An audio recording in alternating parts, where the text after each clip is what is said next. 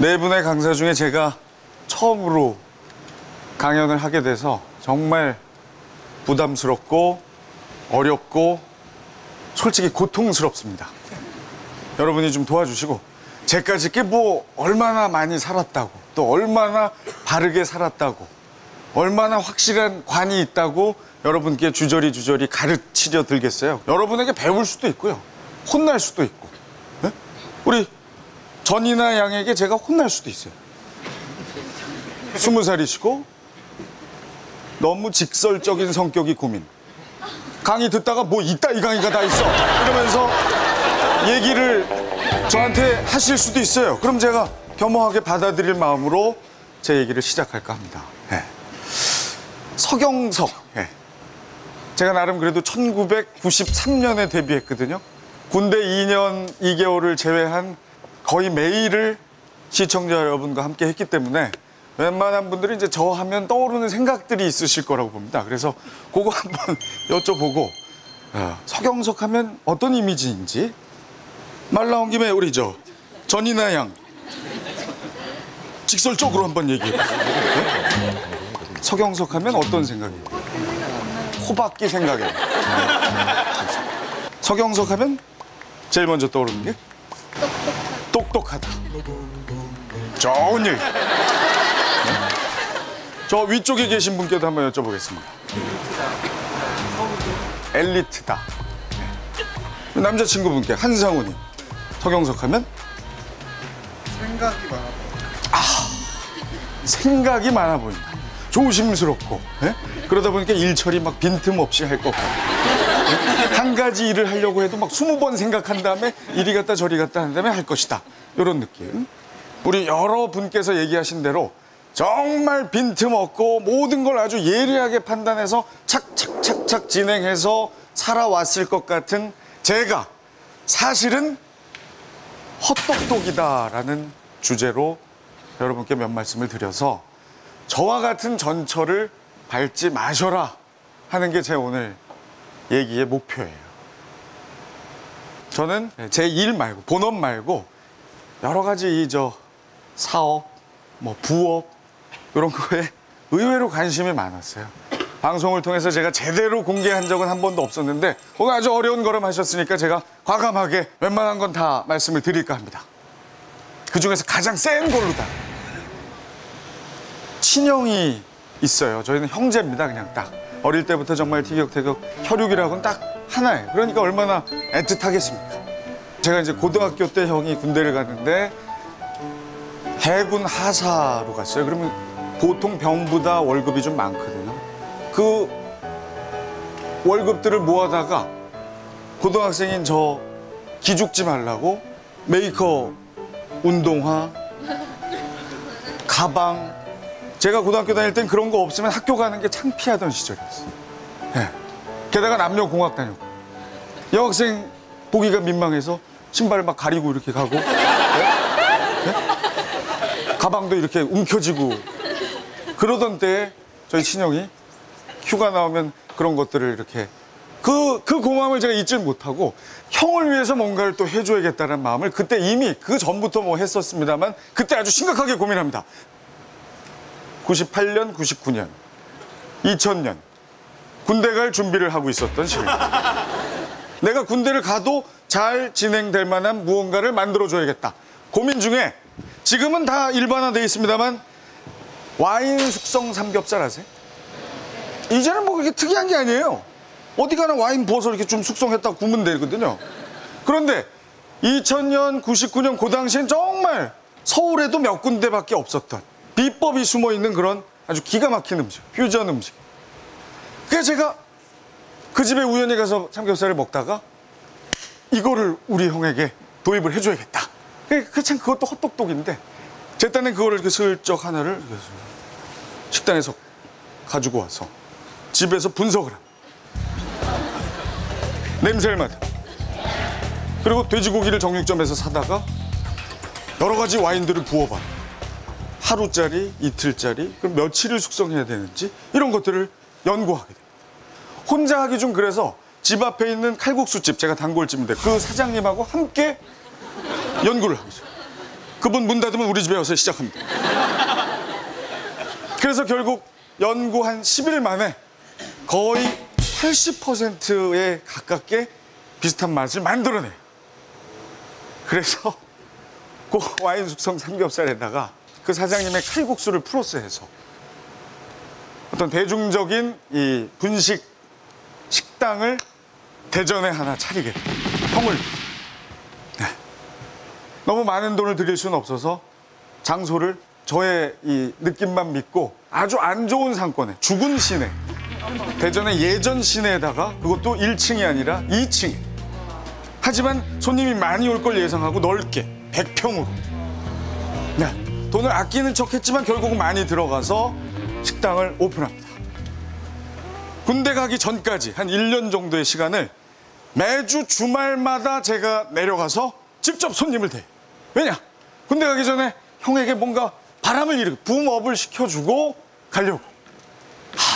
토요일만 되면 내려가서 직접 고기를 막 와인 숙성 그게 힘들어요. 또 썰어야 되고 이게 썰고 뭐 이렇게 하다가 이거 좀 카운터에 좀 숨어 있으려고 하면 손님이 이거 서경석이 일로 와봐 와서 이거 좀 쏴봐 그러면 옆에서 이렇게 1년 동안 정말 거의 한 주도 빠짐없이 대전에 내려가서 식당을 일으켜요. 네. 잘 됐습니다 정말. 그래서 저는 자, 이 정도면 이제 내가 군대에 가도 형이 안정적으로 요 식당을 운영하면서 부모님도 봉양하고 아이도 잘 키우겠구나 하고 제가 군대에 갔죠. 제가 혹시 군대 갔을 때를 기억하시는 좀 20대 후반의 분들이 계실지 모르겠는데 그 당시에 엄청난 화제가 됐어요. 최근에 입대한 현빈만큼이나. 전국의 모든 분들이 그 총각 군대 갔다더라. 관심은 좋은데 그게 역효과가 납니다. 대전 식당. 군대 갔어 걔. 그 식당은 서경석 없는 서경석 식당이야.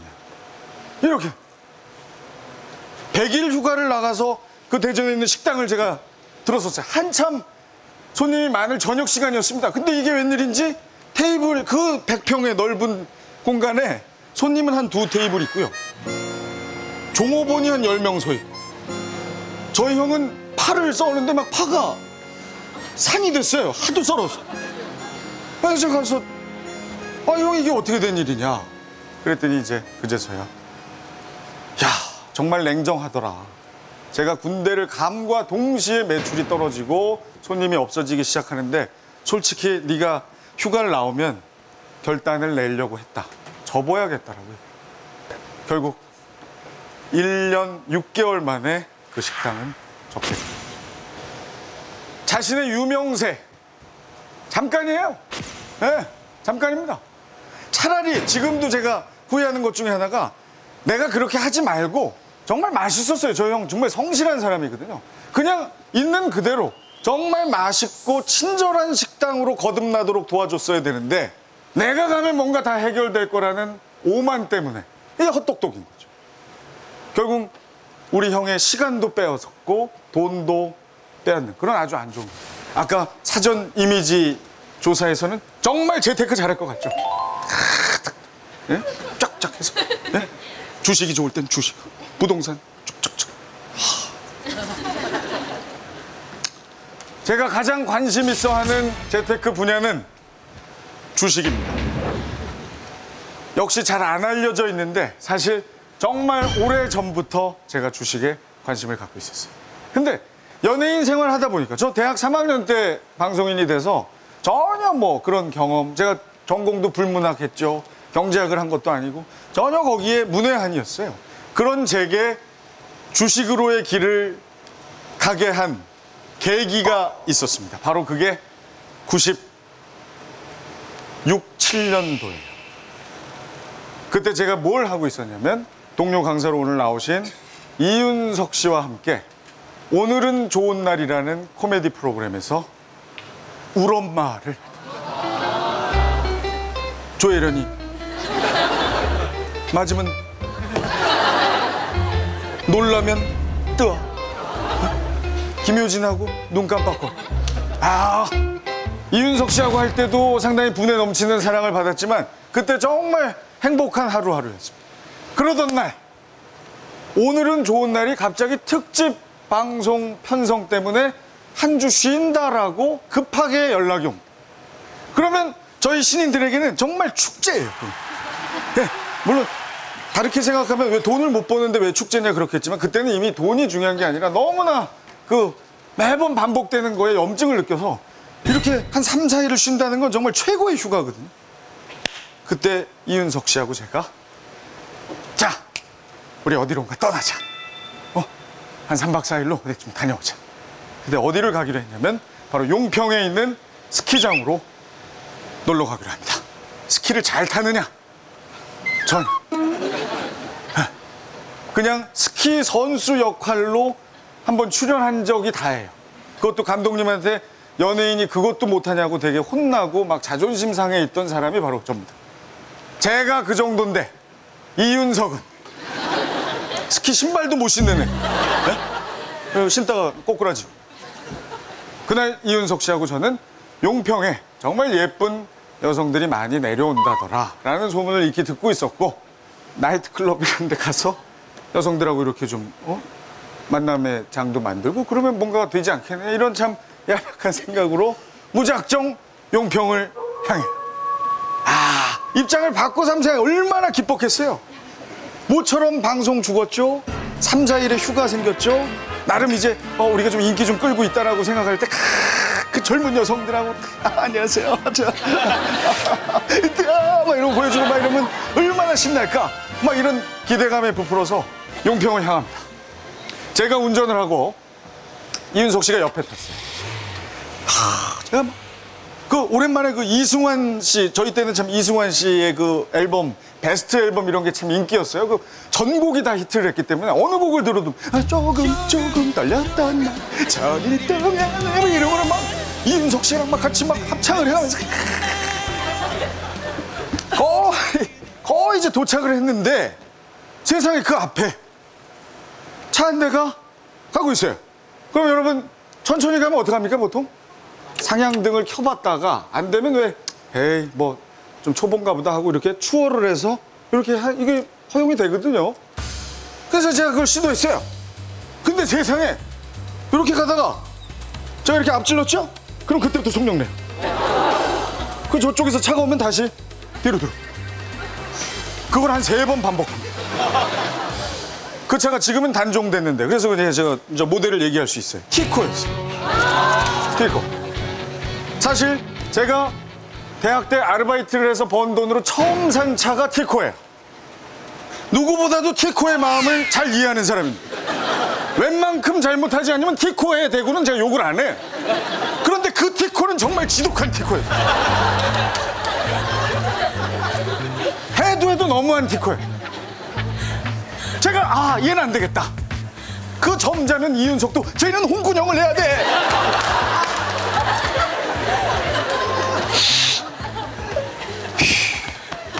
그럼 이 친구를 약 올리려면 골탕 먹으려면 어떻게 되느냐? 거짓말 조금 못해서 앞뒤 간격을 한 50cm 두고 계속 쫓아갑니다. 그래서 막 그 상향등 막 번쩍 그런데도 뭐 아무렇지도 않고 그래서 그리고 쫓아가는데 세상에 그거 정말 순간이었어요. 저는 뒤만 보고 가잖아요. 앞차의 뒤만. 뒤에 등이 들어오면 뭡니까? 브레이크를 밟았다는 겁니다. 예? 갑자기 빨간불이 빡 들어오면서 저도 반사적으로 브레이크를 밟았죠. 그런데 티코가 원래 아주 잽싸거든요. 슥슥슥슥 하면서 아무 문제 없이. 티코는 원래 자기와 한 몸이 돼요. 이게 몸만 구부려도 이렇게. 그래서 아무 문제 없이 쓱. 근데 앞에는 급커브길. 밟았는데 밑에 살얼음 약간 얼어있죠. 겨울이라. 브레이크가 안 먹어요. 그래서 3초입니다. 딱 3초. 왼쪽으로 급하게 흔들었더니 이미 회전이 안 되고 다시 오른쪽으로 하나, 둘, 셋에 뒤집혔어. 그래서 길이 이렇게 돼 있는데 이걸로 못 가고 뒤집혀서 뒤집힌 상태로 다행히 앙상한 나뭇가지들에 팅팅팅 걸치면서 딱 멈추게 됩니다. 이게 거꾸로 이렇게 된 상태죠. 저는 이렇게 보니까 아무렇지도 않은 거예요. 옆에 이윤석이 걱정되잖아요. 그래서 야, 윤석아, 괜찮냐? 그랬더니 괜찮아. 그래서 얘 이제 하도 기니까 그 퉁탕 여기 몇 번 요 정수리 약간의 그 상처 외에는 없어. 용평은 2km 남아있고. 어떡할래, 윤석아? 그랬더니 아직은 가도 좀 있지 않을까, 여성들이. 이래서 그 어두운 길을 그냥 이렇게 걸어갑니다, 서로. 그래서 한 1km를 걸었나요? 도저히 다리도 아프고 막 무섭기도 하고 그때 가로등도 잘 안 돼 있더라고. 그래서 이렇게 지나가는 차들을 시커먼 남자 둘이서 이렇게 이렇게 한 3-4대 그냥 지나가다가 한 대가 저희를 지나쳤다가 다시 후진을 해서 저희 알아보고 그 오늘은 좋은 날에 그 콤비들 아닌가? 그래가지고 그 차에 타서 결국 그 형들이 묵는 콘도에 공짜로 밤에 이렇게 연예인 얘기 좀 해주고 이렇게 뭐 이렇게 결국 뭐 여성은 다 포기하고 서울로 올라오게 되는데 바로 그 차에 탔던 사람들이 당시 여의도 모 증권회사의 직원들이었어요. 나름 주식을 잘 한다는 아주 이름 알려진 분들이었어요. 그래서 저는 그때 이제 인연을 맺게 된 거예요. 이윤석 씨는 나중에 강의를 들어보시면 아시겠지만 아주 안정주의자입니다. 어디 이렇게 투자할 힘도 없어요. 그냥 뭐 저금하든지 아니면 방바닥에 쌓아두든지 뭐 아주 편하게 사는 사람이고 저는 뭐 그런 관심이 이제 그때부터 생긴. 그 형들이 또 사람이 좋으니까. 그래가지고 그 형들 때문에 주식의 길로 들어온 거. 전혀 모르는. 일단은 위임을 했죠. 맡겼어요. 그런데 한 6개월 만에 했죠. 2억 5천만 원. 방송에서 제가 돈 얘기를 직접적으로 한 건 최초입니다.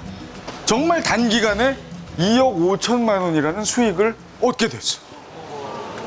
저는 그 형이 주식의 신인 줄 알았어요. 그래서 그 형이 2억 5천만 원 줘서 제가 태어나서 처음으로 마포에 집을 샀습니다. 그래서 나중에는 내가 하면 더 잘할 것 같다. 이게 또 헛똑똑. 제가 또 합니다. 아침에 일어나면 여기서 요게 좋은 것 같은데 이렇게 샀다가 자꾸 떨어져요. 그러면 이거 어떡하지? 근데 나가야 돼, 일하러. 그럼 할 수 없이 그냥 갑니다. 나갔다 들어오면 하한가. 근데 그 형들을 계기로 주변에 경제 전문가들 많이 알게 되죠. 정말 좋은 정보들을 많이 얻었어요. 참 제 주변엔 정말 좋은 사람들 뿐입니다. 악의 없이 다들 얘기를 하는데 그대로 했더니 잘 안 되고 또 못 믿어서 내가 했더니 더 안 되고 그래서 결국 집을 산 거보다 더 손해를 봤죠, 나중에. 제가 한 40개 이렇게 자그마한 것부터 해서 이것저것 이렇게 일 중간중간에도 뭔가 제안이 들어오면 다 안 밝혀서 그렇지 정말 많은 일에 이렇게 걸쳐놓고 살았던 아주 헛똑똑이거든요. 그중에 그나마 희망이 보이는 얘기를 마지막으로 이제 해드릴게요. 아시는 분 혹시 계실지 모르겠는데 스크린 골프장을 제가 현재 운영을 하고 있어요. 가깝습니다. 마포에 있고요. 시간 되시면 놀러 오시고. 역시 시작한 지 3년 정도 됐어요. 마찬가지입니다. 내가 하니까 되겠지. 김국진 형 오세요. 그래서 같이 치고. 김국진이 라운딩하는 골프장. 이 정도만 해주면 되겠지라는 생각으로 안일하게 운영을 하다가 최근에 뜻한 바 있어서 일주일에 하루는 아침부터 마감까지 그 골프장에 일을 합니다. 그전엔 그렇게 하지 않았어요. 근데 저희 그 골프장을 관리하는 팀장의 고통을 내가 한번 알아보자 하는 마음으로 제가 그렇게 해봤어요. 그랬더니 팀장이 왜 그렇게 힘들어하는지, 졸려하는지, 중간에 왜 살짝 자리를 비우는지 다 이해가 답답하거든요. 골프장이라는 게 계속 막 손님들이 와서 치기겠습니다, 나가겠습니다 이게 한 번 오면 한 3-4시간 치고 그때는 또 가만히 있어요. 그리고 저녁 때 11시쯤 손님이 와요. 한 팀 오는데 나가라고 할 수도 없고 그럼 그 팀 끝나기를 기다리면서 인터넷으로 다시 보기 이런 거 하고 그 고통을 제가. 골프라는 운동의 특성상 차들을 많이들 몰고 오세요. 한꺼번에 손님들이 차를 막 여러 대를 끌고 오면 차를 제대로 지정해서 이렇게 주차하는 게 아니라 이렇게 겹쳐서 놔야 돼요. 그러면 치던 손님이 갑자기 약속 생겼다 그러고 나가야 된다 그러면 제가 차 7대를 3분 안에 정리하는. 비상등 켜놓고 막 이쪽에서 축축축축축 그다음에 저쪽에서 손님이 약간 짜증나는 금방 뺍니다. 그리고 AS 이제 기계가 오작동을 하면 AS에 전화를 해야 되잖아요. 근데 AS가 물론 잘 돼 있습니다만 잘 안 올 수 있죠. 늦게 올 수 있죠. 그게 답답해서 이젠 고칠 줄도 알아요. 공이 이렇게 딱 놓고 공이 이렇게 가는데 얘가 이러면 손님 입장에서는 기분 나쁨. 이거를 드라이버로 이렇게 3개 빼고 이렇게 쭉쭉 이렇게 하면 끝나고. 그것도 제가 이제 알아요. 심지어 골프 이렇게 치면 이렇게 치잖아요. 그럼 채가 이렇게 길죠. 근데 저희 골프장 건물이 좀 낮아요, 천정이. 그러다 보니까 이윤석 씨보다 더 큰 손님도 계실 거 아니에요. 190. 그러면 이렇게 카운터에 앉아서 빡 소리가 나요. 그래서 방 중에 일부에는 천정이 막 뜯겨 나가요. 드라이버 막 이만한 게 갖다 빵빵 막 계속. 그래서 저희는 그 손님이 오면 긴장합니다. 어떻게든 이렇게 스윙하지 마시고 옆으로 좀 해주세요. 천정이 그렇게 됐을 때 뭔가 임시방편을 해야 되는데 제가 이제 직원들한테 저거 좀 어떻게 페인트로 칠할까 그랬더니 형 그걸 어떻게 이렇게 뚝뚝 떨어지고 그건 말도 안 됩니다.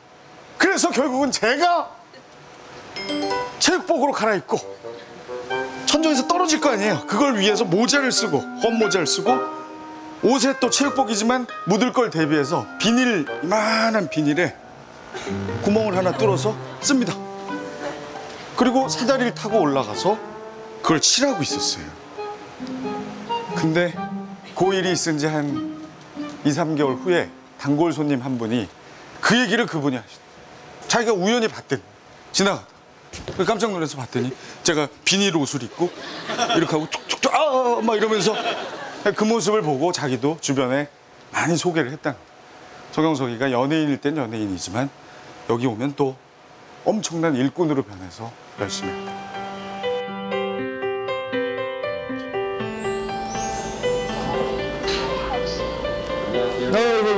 네.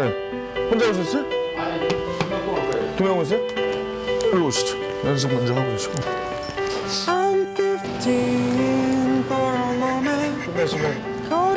끝내시면 인터폰 주세요. 재밌게 치십시오.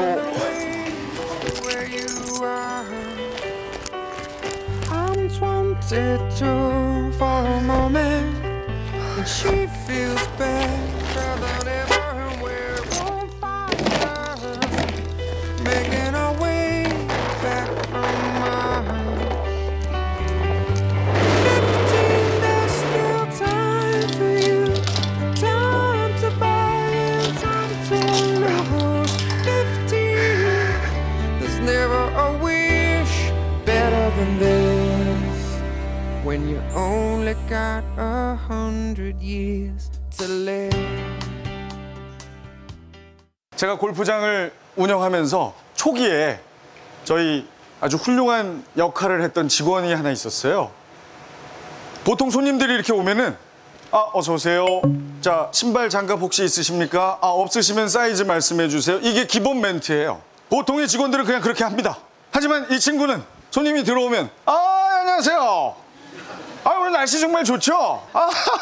어디 갔다 오셨나? 이런 너스레를 떨면서 손님의 마음을 풀어줘요. 네? 자기 일처럼 했던 그런 직원이 있어요. 그 직원이 한 1년 반 정도 근무를 하다가 중간에 제게 얘기를 합니다. 뜻한 바 있어서 체육 선생님이 되고 싶은데 이번에 좋은 기회가 생겨서 임용고시를 보러 나가야겠다. 그래, 다른 일도 아니고 선생님 안정적인 직업을 갖겠다는데 막을 수가 없어서 보내줬어요. 결과는 떨어졌어요. 하지만 그 후에 직업을 바꿔서 보험 영업을 합니다. 저도 들어줬어요. 정말 제가 아꼈던 직원이기 때문에 센 걸로 또 들어줬어요. 그리고 결혼을 해요, 중간에. 제가 결혼식 사회도 봐줬습니다. 네. 보통 그렇게 직장을 중간에 그만두고 나가면 저도 사람이니까 좀 싫을 수 있고 이놈 잘 되나 보자 이럴 수 있는데 워낙에 그때 제가 느낀 그 느낌이 강했기 때문에 그 친구의 모든 걸 도와주고 싶었습니다.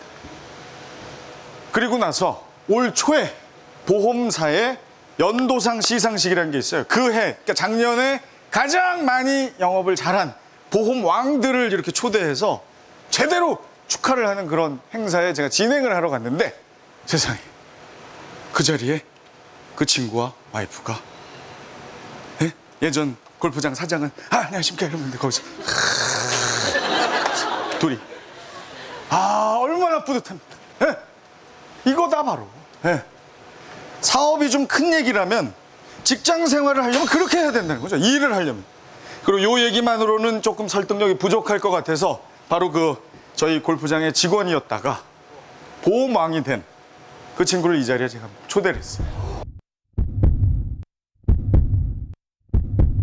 김태형 씨를 소개하겠습니다.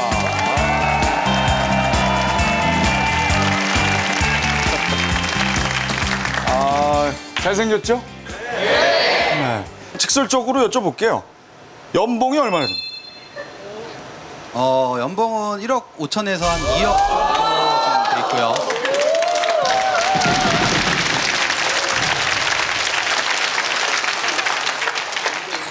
대단하지 않습니까? 예? 그 무뚝뚝하던 전이나 양도 고함을 지르면서 박수를 칩니다. 예. 제가 정말 뿌듯한 게 많이 못 줬어요. 저희 골프장에 있을 때. 제가 주었던 급여의 거의 10배 정도를 지금 벌고 있어요. 그렇게 된 계기는 뭐라고 생각하세요? 어떻게 오늘의 이 성공을 이루었다? 경석 형님 그 가게에서 이제 일을 할 텐데 오너와 직원의 관계가 아닌 저한테는 정말로 인간 대 인간으로서의 그런 이제 훈훈한 감동을 줄 수 있게끔 저를 대해 주셨거든요. 그러다 보니까 저도 그거를 배워야 되겠다고 느꼈고 지금 현재 진실된 마음으로 다시 고객들한테 다가가는 게 저의 가장 큰 성공 요인이라고 할 수 있겠습니다.